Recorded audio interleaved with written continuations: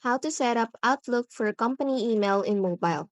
First, open the Outlook app. Look for an option to add an account. Enter your full company email address. The app will likely prompt you for your password. Enter it carefully.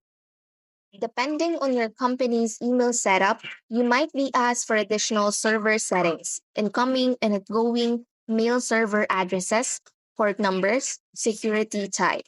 If this happens, contact your company's IT department or help desk for these details. They will have the specific information needed for your company's email system. Incorrect settings will prevent you from connecting.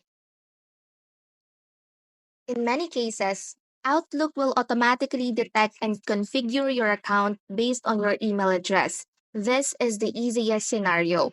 The Outlook app may request permissions to access your device's contacts, calendar, and storage. Grant these permissions to allow for full functionality. After adding your account, you can typically customize sync settings to determine how often your email, calendar, and contacts are synchronized with your device.